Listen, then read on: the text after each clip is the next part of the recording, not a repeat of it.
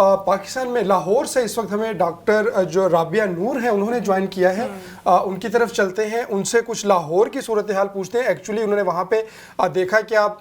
राबिया, बहुत शुक्रिया, thank you very much, आप हमारे साथ मौजूद हैं। ये बताइएगा कि लाहौर में क्या माहौल रहा आज पूरा दिन? जो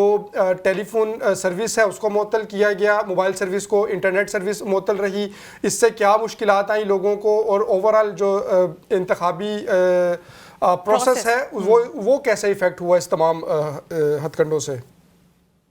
जी बिल्कुल, ये जो टेलीफोन सर्विस मुअत्तल होने का और इंटरनेट सर्विस मुअत्तल होने का सबसे जो नुकसान था वो सबसे ज़्यादा तो हमको हुआ, जिन्होंने राब्ता करना था और खबरें पहुंचानी थी, तो हम बहुत परेशान रहे, लोग भी बहुत परेशान रहे। लाहौर में मैंने जहाँ तक कोई 6 हल्के तो मैं बड़े आराम से फिरी हूँ और काफ़ी वक्त वहाँ पर मैंने गुजारा। NA 118, 124, 123, 125,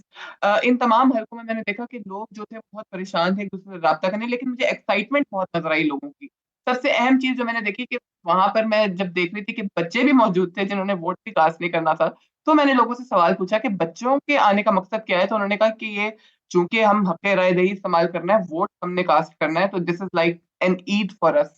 तो हम यहाँ पर अपना हक़ इस्तेमाल करने आए हैं, अपना चाहते हैं कि हमारा जो जिस कैंडिडेट पे हमें पूरा ट्रस्ट है, उसको हम सिलेक्ट कर सकें, उसको हम मुंतखब कर सकें। तो इसलिए हम अपने बच्चों को भी फैमिलीज़ को साथ लेकर आए हुए हैं। लेकिन और दूसरा उनको एक और प्रॉब्लम भी थी क्योंकि कनेक्टिविटी पीछे नहीं होनी थी, राब्ता नहीं कर सकते थे, तो इसलिए अपनी फैमिलीज़ को लेकर निकले हुए थे वोट कास्ट करने के लिए। तो ये एक्साइटमेंट मुझे नज़र आई जो कि मैं उम्मीद नहीं कर रही थी, क्योंकि जिस तरह आप लोग बात कर रहे थे कि कंट्रोवर्शियल इलेक्शंस कहा जा रहा है और सारा कुछ, तो मुझे नहीं लग रहा था कि लोग इतनी बड़ी तादाद में निकलेंगे, लेकिन लोग निकले शायद रिएक्शन में भी निकले। तो मैंने वहाँ पर टर्नआउट जो देखा मुख्तलिफ पोलिंग स्टेशन पे, वो मैंने बहुत लंबी-लंबी कतारें देखी। स्पेशली खवातीन की कतारें बहुत लंबी थी और उनका ज़रा वोटिंग प्रोसेस भी स्लो था। जो परेशानियाँ मुझे वोटर्स ने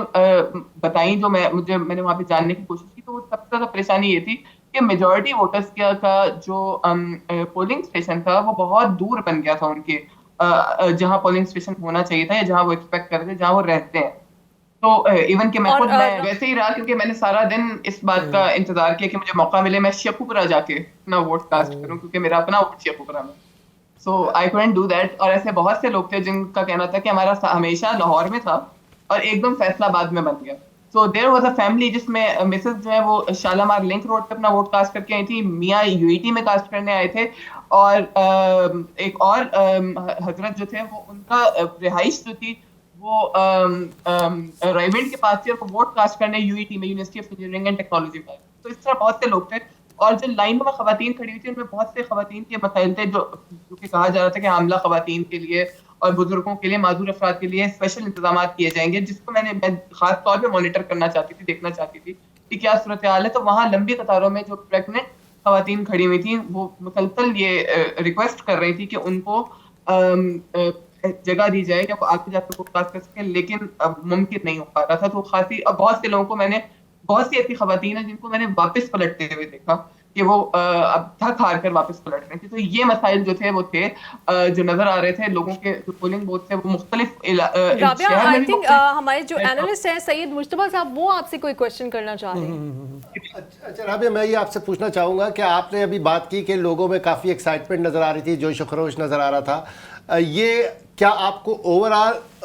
उसमें नज़र आया या सिर्फ आपको किसी मखसूस पार्टी के लोग जो है या मखसूस जमात से ताल्लुक़ रखने वाले लोगों में नज़र आया, या ये एक ओवरऑल सिनारियो था कि लोग जो है बड़े जोश व खरोश में जो है वोट डालने के लिए आ रहे हैं और एक्साइटेड थे?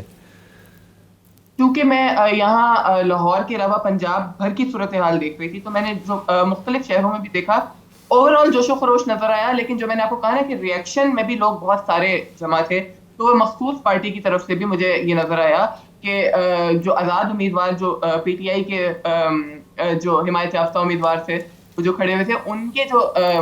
थे वो स्पेशली उनको वोट डालने के लिए उनकी हिमायत करने वाले लोग जो हैं वो वहाँ पर अपने कैंडिडेट्स को चुनने के लिए जमा थे, और बहुत से लोग जो थे वो उनके साथ लेकर जा रहे थे उनको। क्योंकि मैंने सिर्फ पोलिंग स्टेशन के बाहर जो उनके एजेंट्स के जो आपको पता है ना जो बने हुए होते हैं, वहाँ कभी मैंने विजिट किया तो वहाँ लोगों की बड़ी तादाद मौजूद थी। और एक और भी देखा कि वहाँ पे वही जो आपको पता है डिस्कस करते हैं आप लोग कि बिरयानी और खानों पे भी लोगों को बिठा कर उसके बाद उनको वोट। ये मुख्तलिफ पार्टी मेरी जितना मैंने ऑब्जर्व किया है, जहां जहां मैं पहुंच सकी हूँ, जहां जहां मैं गई हूँ, वहां मैंने पीटीआई के कारकुन, वर्कर्स, वोटर्स की बड़ी तादाद देखी है, खुद ऑब्जर्व की है। उनका टर्नआउट बहुत ज्यादा था। मेजॉरिटी लोग जो थे वो सिर्फ इसलिए पेशेंटली वेट कर रहे थे अपनी बारी का कि वो वोट कास्ट करना चाहते थे, और उनके जो पोलिंग एजेंट्स थे वो खड़े होकर उनको बता रहे थे कि ये निशान है, इस निशान पे, अब ये निशान नहीं है, ये निशान है, इसी पर ही वोट कास्ट करना है। तो बड़ी तादाद वहां पर मुझे वोटर्स की नजर आई, और एक हल्का जो था NA-118, वहां मैं जब तक मौजूद रही मुझे कुछ ऐसा नहीं नजर आया, लेकिन जब मैं निकली तो मुझे खबर मिली कि वहां पर लड़ाई हुई है, लड़ाई झगड़े हुए हैं दो पार्टी मेंबर्स के, लोगों के, PTI और पाकिस्तान मुस्लिम लीग नून के, लेकिन वो भी बाद में खबरें निगेट हो गई, वो मामूली झगड़ा था, तनाज़ा था। लेकिन मैंने वहां पे वोटर्स की बड़ी तादाद देखी जो वोट कास्ट करने के लिए वहां मौजूद थे और बहुत पेशेंटली वेट कर रहे थे कि वो अपनी बारी का इंतजार करें। अच्छा राबिया, आप काफ़ी सालों से और काफ़ी इंतखाबात आपने कवर किए हैं, लेकिन चले हम ज़्यादा पीछे नहीं जाते, 2018 में ही चले जाते हैं। उस वक्त भी नून लीग का वर्कर भी बड़ा एक्टिव था, क्योंकि वो उस वक्त नवाज शरीफ साहब ने वोट को इज्जत दो का बड़ा मजबूत बयानिया बनाया हुआ था, और इमरान खान साहब वो पहली बार फुल फ्लैज हुकूमत, हर तरफ से सपोर्ट भी मिल रही थी, लेकिन उसके बावजूद भी उनका वर्कर भी सड़कों पे था। उससे अगर कंपैरिजन करना हो तो क्या आपको तब्दीली नजर आई? कितने फैक्टर्स डिफरेंट लगे आपको? 2018 और 2013 के जो दो इंतखाबात थे वहां पर मुझे जितना जोशो खरोश तब नजर आया, अब भी था, लेकिन उस हद तक नहीं था। अब की दफा रिएक्शनरी जरूर था, लेकिन जो तब की एक्टिविटीज होती थी ना, एक तो मोबाइल सर्विस बंद होने का भी बड़ा नुकसान हुआ। बहुत से लोग जो बहुत सी जगहों पर जाना चाहते थे वो नहीं पहुंच पा रहे थे, और वो कैंसिल कर रहे थे एन वक्त पे प्लान के 90% तक खतरा है तो नहीं निकलना या यूं करना है, तो इस तरह कैंसिल हो रहे थे। लेकिन जो मैंने 2018 में एक्टिविटी देखी थी और 2013 के इंतखाबात में, उससे जरा मुझे थोड़ा सा कम लगा। जो मैं मुख्तलिफ शहरों के, पंजाब के मुख्तलिफ शहरों को भी मॉनिटर कर रही थी। हाँ, वैसे हमेशा की तरह आपको पता है कि आपने माजूर अफराद को भी वोट डालने आते हुए देखा है, नाबीना अफराद को, और हर तरह का आप देखते हैं, लेकिन जो ओवरऑल जो टर्नआउट होता है ना, वो उतना उस हद तक उतना नहीं था। और चूंकि एक तो पॉलिटिकल कैंपेन आपको पता, उस वक्त भी काफी दुश्वारी हुई एक पार्टी को जो सबसे ज्यादा करती है, सोशल मीडिया पे ज्यादा एक्टिव थी। तो अब की दफा मुझे उनका वोटर नजर तो बहुत आया, मैंने आपको बताया कि मैंने देखा है कि हर जगह मुझे वोटर नजर आ रहे थे, उनके पोलिंग एजेंट्स उनको गाइड कर रहे थे, लेकिन सोशल मीडिया पे ज्यादा एक्टिविटी नजर आई। बहुत से लोग मुझे ऐसे मिले जो वोट कास्ट करने दूर होने की वजह से पोलिंग स्टेशन नहीं जा रहे थे, और वो सिर्फ PTI के नहीं थे, PMLN के भी थे, पीपल्स पार्टी के भी थे जो नहीं जा रहे थे। तो अगर नुकसान एक पार्टी को वोट ना डालने का, एक इन शक्तियों का नुकसान हुआ है, तो बाकियों को भी हुआ है, क्योंकि हर घर के अंदर आपको पता है यहाँ वोटर बटा हुआ है हर घर के अंदर, और उनके स्टेशन भी बट गए, तो फिर वो तो नुकसान होना ही था ओवरऑल। लेकिन फिर भी अगर देखा जाए तो मैं जा रही थी तो मुझे कतारें नजर आ रही थी, और कतारें नजर आने की एक वजह और भी थी। पोलिंग का प्रोसेस भी काफी सुस्त मुख्तलिफ जगहों पे था,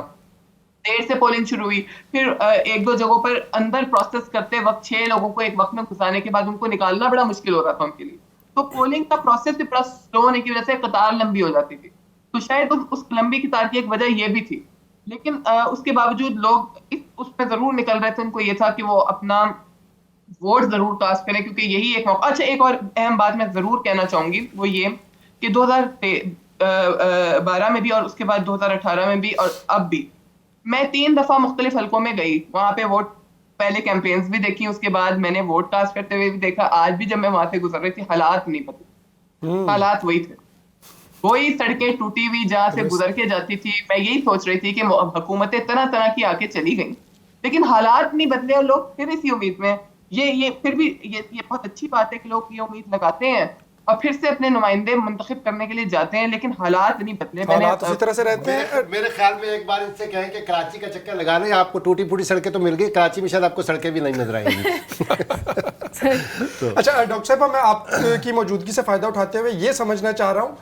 जैसे आपने कहा और हम न्यूज़ रिपोर्ट्स के ज़रिए से भी ये पूरा दिन शिकायत आती रही सोशल मीडिया पर भी कि एक ही घर में मौजूद 2 अफराद के पोलिंग स्टेशन मुख्तलिफ जगहों पे थे, या इवन जैसे शहर से बाहर भी बना दिया गया था। तो ये कोई इंतज़ामी गलती थी, या जिस वक्त एक सर्विस आपके पास मौजूद है, इलेक्शन कमीशन की जानिब से एक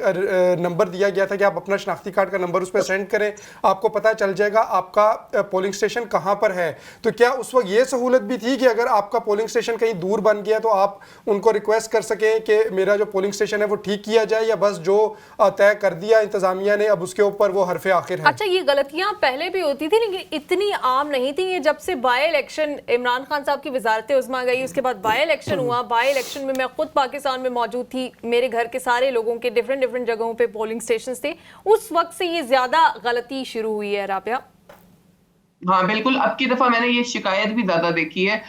मुझे बहुत से वो लोग भी मिले हैं और मेरे अपने जानने वालों में से हैं जिनका हमेशा से वोट लाहौर में होता था और एकदम वो वोट किसी और शहर में मुंतकिल हो गया। So this is the point कि ये पहले इतनी खुलेआम इतनी गलतियां नहीं होती थी, ये जरूर हो जाता था। लास्ट टाइम 2018 के इलेक्शन में मैंने एक ये खबर भी ब्रेक की थी कि वो वोटर ही मौजूद नहीं थे और उनके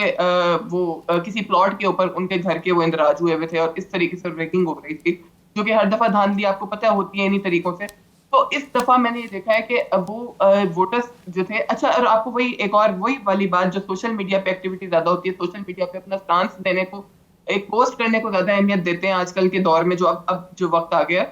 बनिस्बत इसके कि एक कोशिश करके अपना वोट को दोबारा से शिफ्ट करवा लें वापस, या अपने एड्रेस को सही करवा दें, वो उसको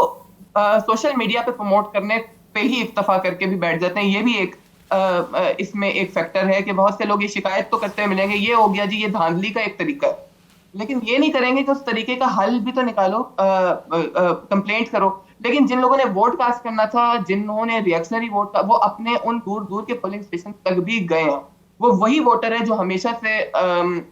बहुत कमिटेड वोटर रहा है और हमेशा निकलता है। वो जलसों में भी, और जलसों में अगर ना भी जाए तो वो वोट कास्ट करने जरूर जाता है। ये वो वाला वोटर था कमिटेड। लेकिन बहुत से जो आपको 2 करोड़ नया वोटर आया ना, जो यंग वोटर्स आए, उनमें से बहुत से ऐसे वोटर्स भी थे जो कि सोशल मीडिया पे बहुत एक्टिव रहते हैं, लेकिन ऑन ग्राउंड निकलते वक्त उनको मसाइल होते हैं। सही, बहुत शुक्रिया राबिया, आपने हमें ज्वाइन किया लाहौर से, लाहौर की सूरत हाल से आगाह किया। और राबिया एजुकेशनिस्ट भी हैं, प्रोफेसर भी हैं और सीनियर जर्नलिस्ट भी हैं, तो बहुत शुक्रिया आपने वक्त दिया।